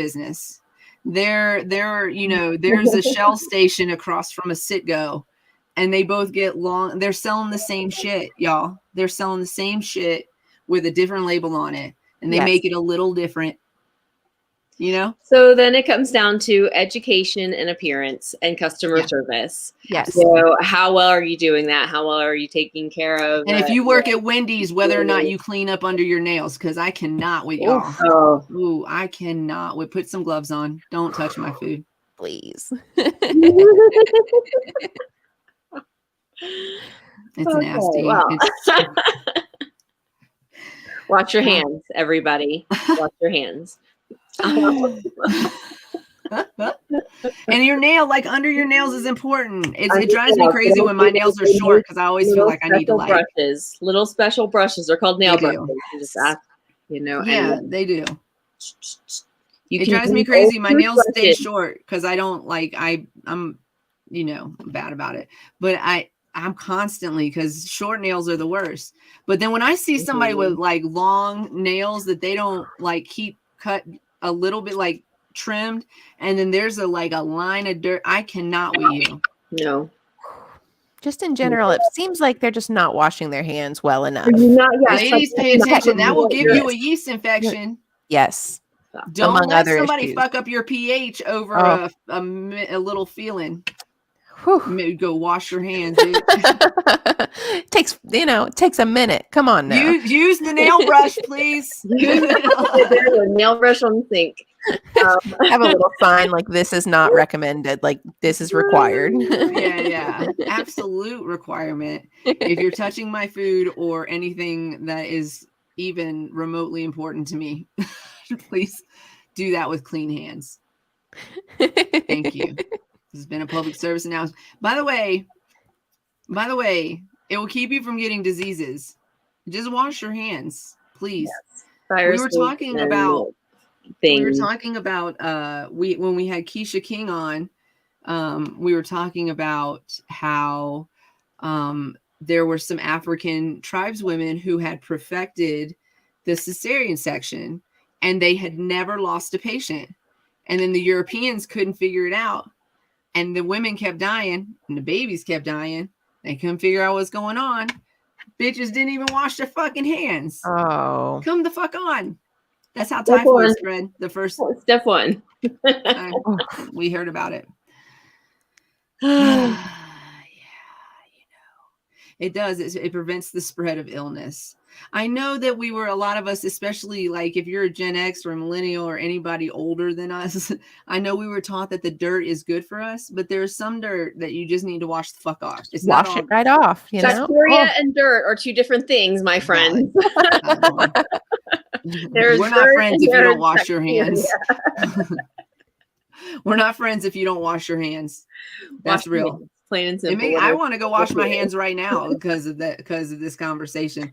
But I do want to cover a couple other things, which include, we do want to still do our Black history notes, but also women's history notes if we have any. I wasn't actually super prepared. I have one that actually covers both. Okay, that I just kind of picked up really quickly, and there's actually a whole little list. But to spark it off, we can talk about Marjorie Joyner. So she was a beauty salon owner, and she changed the game of hairstyling when she invented the permanent wave machine. Her perm machine simplified the process of straightening and curling hair for all women. It allowed women to achieve the long-lasting style without the hassle of heating up numerous rods in an oven. And she also invented a scalp protector to make the experience less painful. This perm machine made her the first Black woman in history to receive a patent for her work. And but unfortunately, there's always an unfortunate in these time periods. All the royalties and rights to her invention went to Madam C.J. Walker's business as a stipulation of her employment with her as a national supervisor of her beauty colleagues or colleges. So again, a social equity program. Imagine that. That sounds like sounds like the social equity program in Colorado, actually. Right? Doesn't it sound like what is the law that when you could be like an indentured servant and you could work for your land, but then like the terms were so outrageous that you never got to own it on your own. It was just like sort of yours, but not really.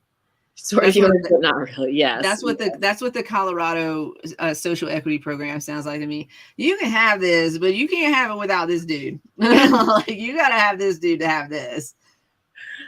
You don't want to own one of those. You want to own the little truck thing. Okay, you could drive a truck. Yeah, you could do that. You could do that on your own. But if you want to own the building thing, you want to do a thing in a building, you got to have help with that, because you don't know how to run a business. You can't do that. Yeah,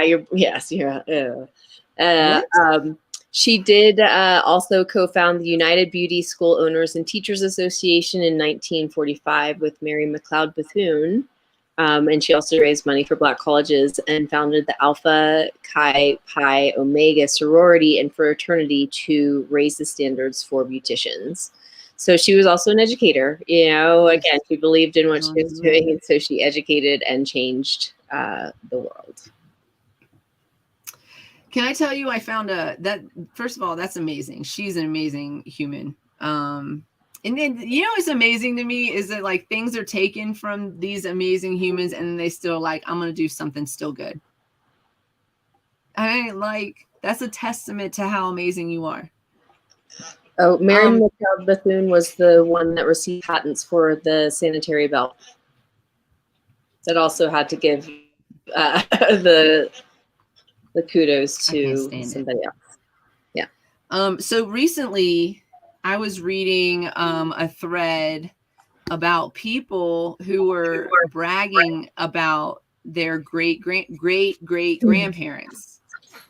So it would be like, my great grandfather murdered the two guys who lynched his brother and sister, and then got out of town and lived till he was old and gray and died a peaceful, happy man, and like shit like that. So there's like these whole threads about that, which I find is super interesting. These stories of these heroes that got out and scot-free, and they killed the actual villain in the story, which is anybody who's going to lynch somebody because of who they are. Gross. Yeah. We don't like it. It leaves a bad taste in our mouth. A yak in the back, if you will. That'll be relevant later. That'll be relevant later. So we're gonna be in Missouri soon. I'm gonna announce it now because I believe it's gonna. I believe it's gonna happen. I believe it's gonna happen. So, shit like that is what gets you muted, man. I swear to God. Get out of here. I know. Just yeah. Yeah, you could have gone all day without saying that. So I'm just gonna say it because we're just gonna make it's gonna happen. So, I'm gonna be in Denver celebrating my birthday. Woo! And then after that, we're gonna do our show in Denver with Rooted Buds on Monday the 14th, right? Yep. So Rooted Buds is going to be here on Monday the 14th. Who's going to be here? Oh, no. Wednesday is Women's Day. Everybody's going to be here. Who's going to be here on Wednesday? Everybody. Oh, look at you. Hi, sweetie. Beautiful. So we're going to do that Rooted Bud show from Denver. And then I think that we're hoping to have word by then that our product labels have made it to the production.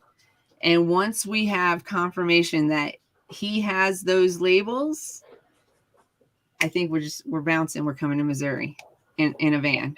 Oh, that's amazing. And then we're going to do the show. Like, so if we leave, we would plan to leave on like Tuesday. We would do the show Wednesday, in Missouri.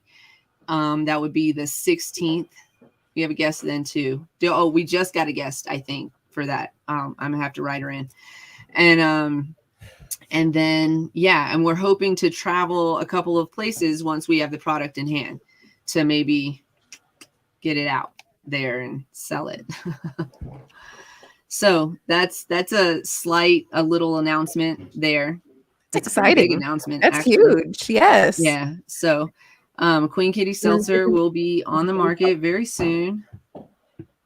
and we've gotten some calls about it. So we got to work on that tomorrow. We got to return that dude's call. But yeah, we're excited. So hopefully it's a hit. And there's no yak in the back, so we like it. We love it. I'm gonna use that saying. That's hilarious. Well, we stole it from Josh at Mighty Kind, and we created a whole character around it. So we should name that guy, huh? What's that we don't guy's have a name name for him, and they definitely it's for everybody's use, but that is yeah. They did coin the term, and we just did. And we were like, he said that to us, and we were like, we want that. That has to be on the can. That has to be there. Makes sense, and it's understandable. And use it up. Like we're gonna have some merchandise for it too. Yeah, we are. And so, but we need to name this guy. Do you have it'll probably mess up stuff. Don't do it. We haven't had one yet. I can make it happen. Let me just maybe. Maybe. So if you can see this guy, he's like great.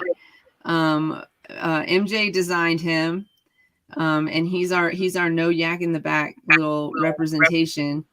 I love him. I think he's beautiful. He's making a little face, like, there's none of that. So yeah, we should name him though. We should give him like a, how at Meow Wolf they have Snaggy, so it's just kind of like, it's the character's name. We just need to name him something. All right, I'm going to show you the one without the wording. The writing across. That we have it. We have it a different way. Yeah. But just for seeing the character's sake. Yeah, we have it where it says like the words across the thing, but it's no technical difficulties. Let's go. I know. Oh, there it is. Is it? It's coming. There he is. Isn't he adorable? Awesome. Yes. No yak in the back. That's it. So, if anybody has any suggestions for names for this guy, he does need a name. Yeah, for sure. And I mean, maybe I'm going too far with this, but I feel like he needs like to be plush. I feel like he needs a plush animal made of him. Right. Can someone make a yak? No, I think there's companies out there that can make him into a plushie, and then like we can. I mean, if there they totally are. Look, you can like send in a picture of your kid's drawing, and they'll like send you back a version of that. Get him on there. Yes. You're gonna really ruin our show today. Are you trying?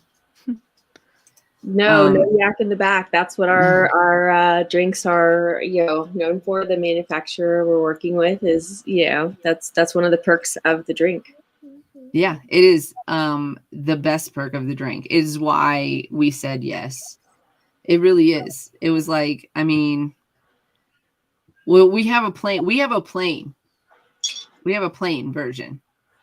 Like no flavor when we say plain, like no, like it's just like a plain. Which seltzer water. I have not seen as a zero flavor. I haven't either, but it's really it's a risk to take when you're putting things like cannabinoids in your drink, because sometimes they have a little aftertaste. A lot of times they do. Yes. And so to say we're not going to put anything in this that's going to cover up any flavors that come from drinking this drink, that is a step in confidence. That when I tried the plain flavor, I was sold immediately. You can give me a lemon drink and tell me that worked, but when you try the plain and it doesn't have that, you know what I'm saying? It's just, that's a different level. So we definitely have plain. We have lemon, like, because that's a common flavor that people like, and then we have a flavor we're calling bubblegum. Super excited about it. Chiba the yak. It's close to Chiba Hut, so but it's considered on the board. on the board. Yeah. Well, Chiba had they have Flip the bird. No, they have Flip the bird. It's the bird, and his name is it. Flip. I love it. Here's the thing. If you could like work the word yak into something like that, where it sounds like something else, but then it isn't,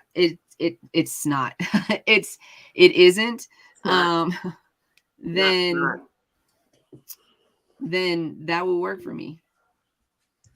So yeah, well, that goes along with our Instagram little dude that we've been trying to give to somebody. We haven't reached 1,000 on Instagram, and we haven't reached 1,000 on TikTok. But I'll tell you this, because we're back on TikTok, I say whichever one we reach 1,000 first, we give him away, and we do name him to claim him, whichever we reach 1,000 first, which would be TikTok if we're real about it, if we get people out there following. And you can follow us by going to solo.to/cannabiscloset420. That's got all of our links on it. It's got our email on it. You don't have to remember none of this other shit. It's got our Discord in there. All of that shit's in there. So you don't have to remember anything at all.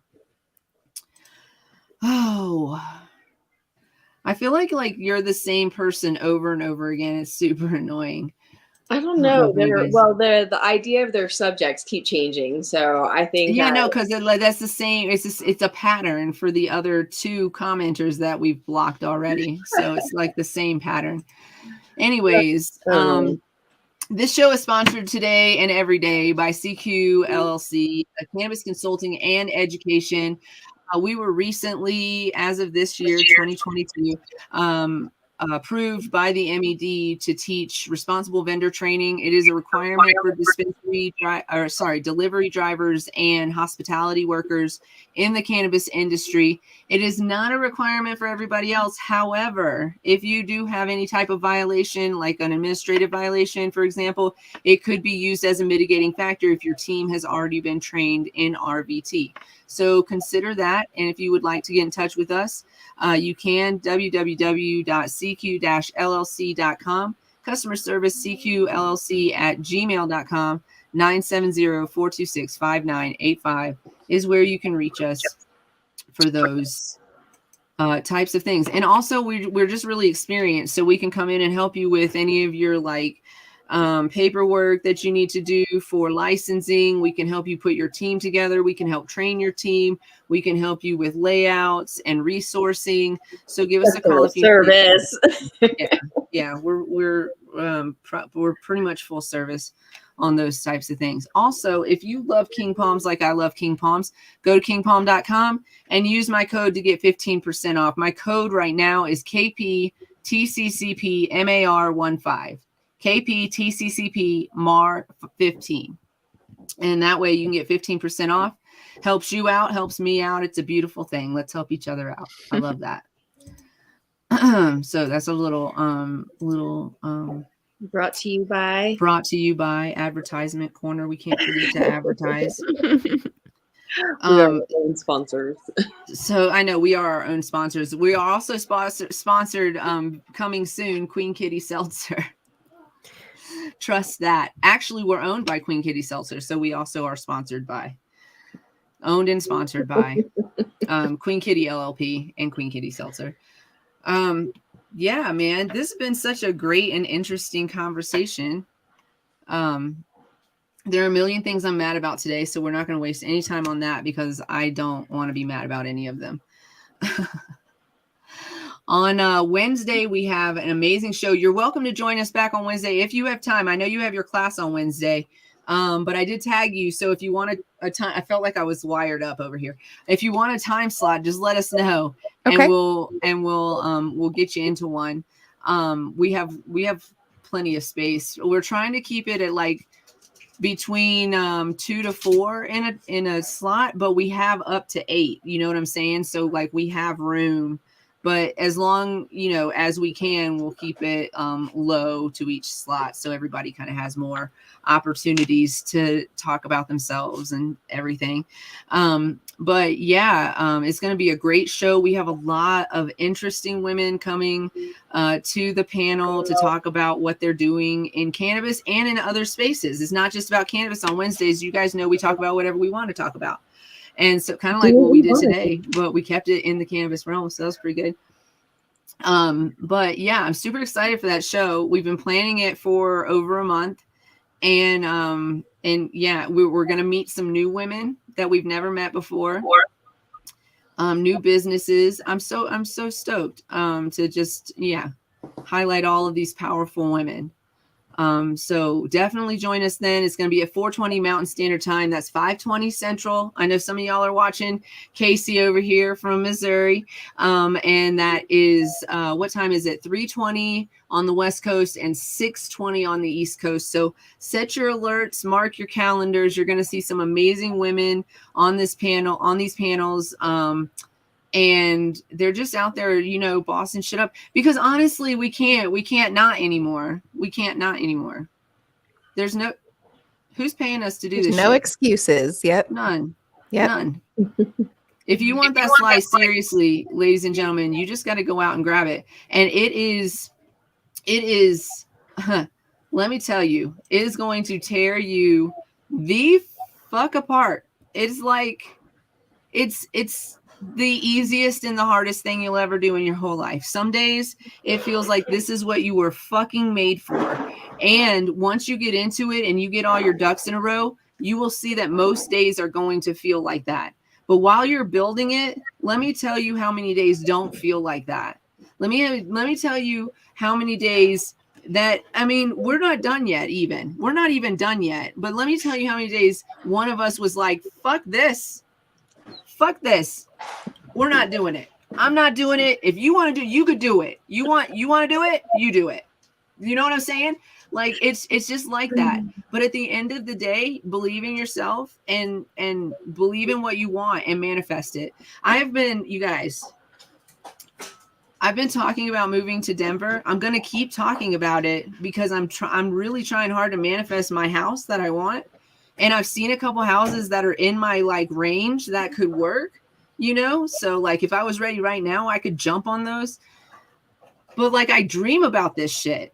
I dream about us driving across this nation with our fucking drinks, and everybody wants them. I want them in my venue. I want them in my shop. I want them in my bar. I dream of this.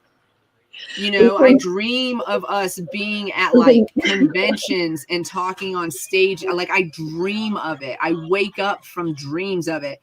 And sometimes when I wake up, I'll be so fucking hyped and aggravated that we're not there. I'll be like, why aren't we doing that? And then of course, I'm super, you guys, clearly I'm vocal as fuck. Right.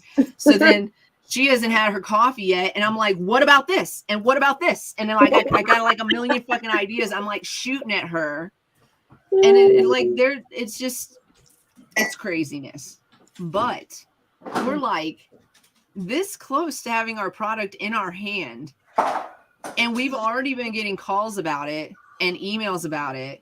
And all of this work and all of the crying and the disagreements and the frustration over the art not looking how we wanted it, and people saying they were going to do things and they didn't do them, and all of that,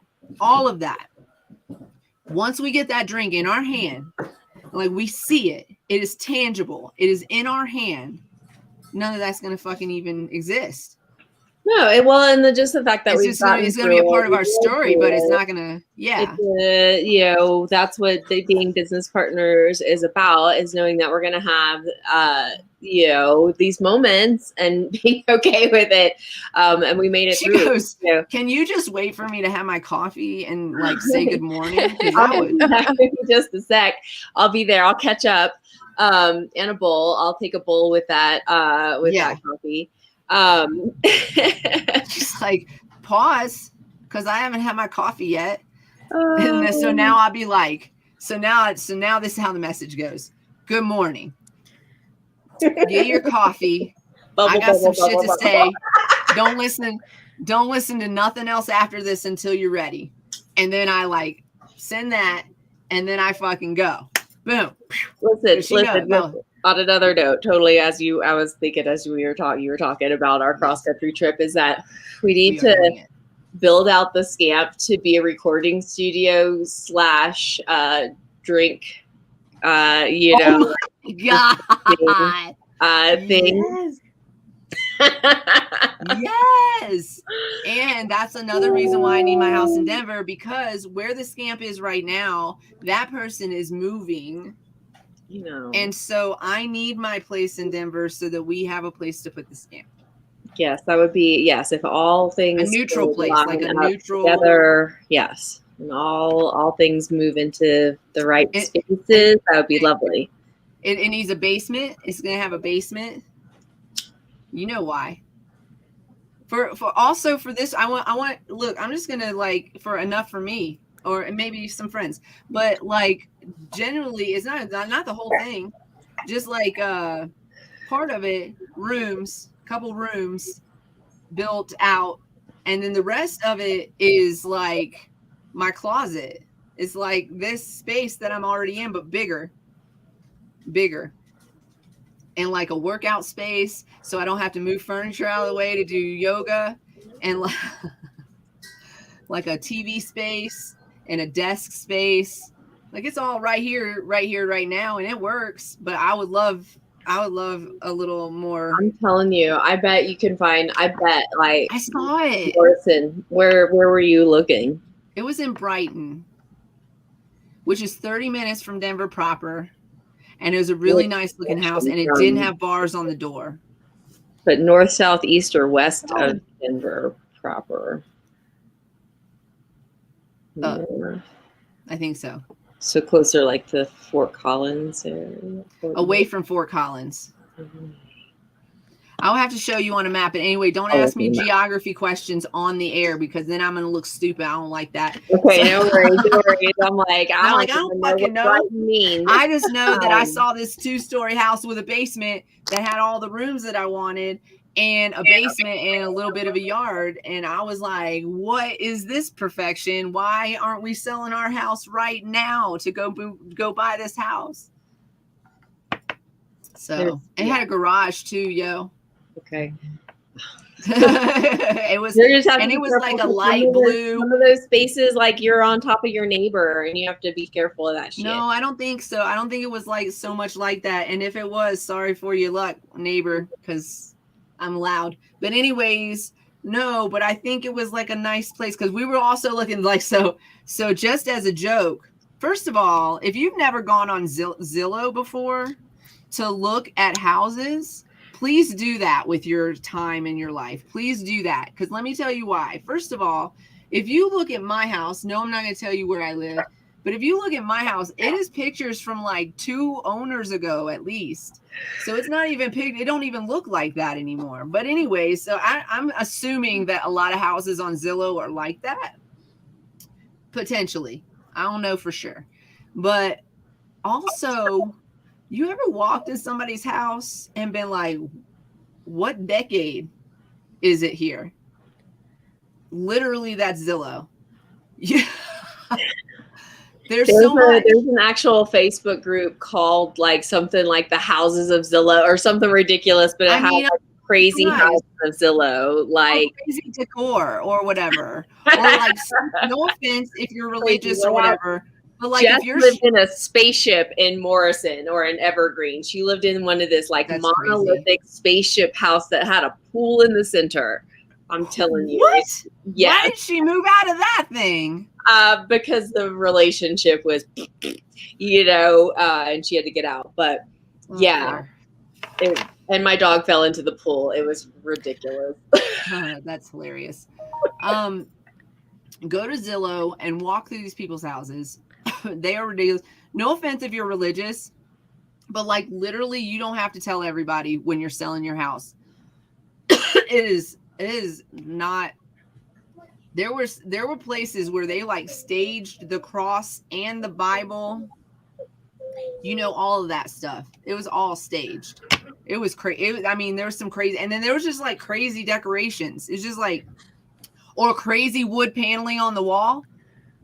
What? Wood paneling. Yeah, wood paneling. What in the 1972 is this happening right now with shag carpets? And but then, you could go inside the house and the layouts were beautiful and they had done all of this remodel. And then you go outside the house, there's like no grass, no paneling on the side of the house. It's just like, what the fuck is happening here? It looks like, no. And then you know how much they want for the house? Anybody want to guess? $500,000. For like, your outside is falling apart. What good is the inside going to do me if I have to replace all the outside parts? Yep. Craziness. Yeah. Go to Zillow just for fun. You don't even have to like just type in anywhere. I bet now I kind of want to go look at houses like in the deep South. No offense. I grew up with deep South, so I already looked. They're my people. I want to go to those houses. I want to go inside those houses. I bet treasures. I bet there's treasures in the wall. I bet there are. Hey, anyways, that's not even our shtick, but I would love to hear about treasures in your walls. If you've ever found any. But yeah. That's enough of that. So I'm manifesting is the whole point of that whole conversation. And we are going to be on the road this summer. I know that for a fact because I've already dreamed about it. And I've been told also on numerous occasions, it keeps being told to me over and over again, the same time frame is end of March, early April. We're going to start seeing things rolling in that will afford us the opportunities to do the things that we say we want to do. So look forward to those things. Look forward to our product release. As soon as we have it in our hands, we are going to let you know. And thank you for joining us today. We had a great crowd today. I appreciate y'all coming through to listen to Casey. You know, it threw me off when you first got here. I've been meaning to tell you, it fucking threw me off when you first got here because your hair is straight. Isn't that weird? It's straight and short. Yeah, I was like, who is she? Who is this lady coming on? Then, like, I also know somebody told me today, they were like, your hair would look so great if it was curly. And I was like, girl, don't I know it? But also, it's like a pain in the ass. Like, this hairstyle stays this hairstyle for days. I don't wash my hair for different reasons, mostly because I spend a lot of money on the color. And like in this instance, I told you guys my hairstylist is got an emergency, so I'm not going to see her this week. And then also I'm going to be on the road, so I'm not going to see her for a minute. And it's a good thing that I don't like continuously wash my hair. My color would be like much more dull and much more roots, etc. So because I don't wash, I know it's a long explanation, but because I don't wash it every day, when I do wash it, I sometimes will let it handle the curl and do the thing. But then the next day it looks like a rat's nest. And then I have to wash it again to get a similar effect, more product. I don't want to do any of that. So I just fucking brush it out and flat iron it. And then we can last through the week on that. We can roll, we can dry shampoo and we can roll out, you know, but just like, you know, when you have curly hair and it's like full of body, which like Casey does, she's got a lot of, I shave 3/4 of my head, y'all. And it looks like I have a full head of hair and she don't do that. So like, yeah, just to have an easy hairstyle. And there's something about lighter, right? Am I wrong about that? Is it lighter to you to have straight hair as opposed to like the curls? Absolutely. Yes. It's and I kind of do hair. Same hair, totally different vibe. I wash my hair maybe like once a week because I'm Italian and that really coarse hair can go. And people don't understand the longer you go without washing your hair. Honestly, the natural oils are so much better for your hair than trying to wash all that stuff out. Either. Absolutely. Oh yeah. It'll be a grease mess by the end of the day. But I feel like my hair has gotten so much healthier since I quit washing it. It doesn't dry out. It's able to maintain like not getting greasy so much longer than whenever I was washing it consistently every day or every other day. It's so much better for your hair. But it does, it feels so different. And once you straighten it, you get a couple good days up in there. You get it's like, more days. This looks fabulous. Tales of curly hair girls. Yes.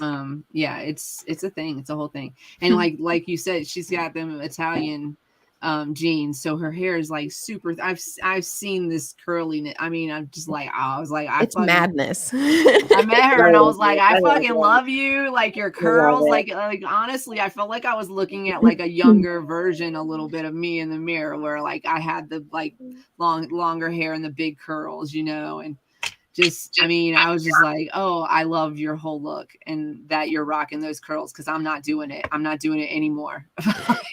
Not anymore. I do it sometimes from time to time, but yeah, honestly, I've seen you, especially lately. You've done the curls in your hair recently. Yeah, like little wavy shit, rock out. I don't know. Yeah. I mean, I funny enough, have wave in my hair, and I have to either flat iron it or put product in it to keep it. Like the random wave under control. I mean, even this, if I like put it on top of my head for any length of time, and I let it down, it's just like all like, hey girl, hey, like been around. Yes. So yeah, kind of crazy. Ladies and gentlemen, it has been an amazing show, but I think that it is that time of the evening for us to say goodnight. So I want you to remember to always be nice to yourselves. Remember to put your mask on before assisting others. You can't help other people if you're broken. You can't do it. Not effectively anymore.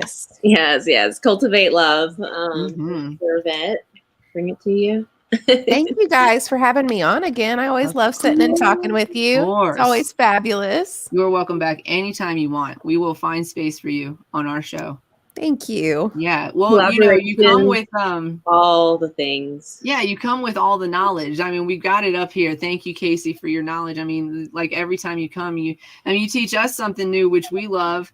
And we love having conversations with people who are continuously teaching themselves new things too. So I feel like you're like one of those people in our lives. So yeah, you're welcome back anytime to share with us. Thank you. And if you have any new projects or anything like that, just let us know so that we can let people know. Because we do absolutely have a lot of listeners from your area. And so they might want to, and then a lot of stuff is virtual too. So, you might want to join you. You guys, stay lifted, everybody. Stay lifted. Don't forget to join us on Wednesday, 4:20 Mountain Standard Time. We're going to have panels of some beautiful women. Oh man, it's going to be amazing. It's going to be an amazing month. You got to come to every show. All right. We'll see you guys next time. Thanks for joining us. Peace out. Stay lifted. Bye, everybody.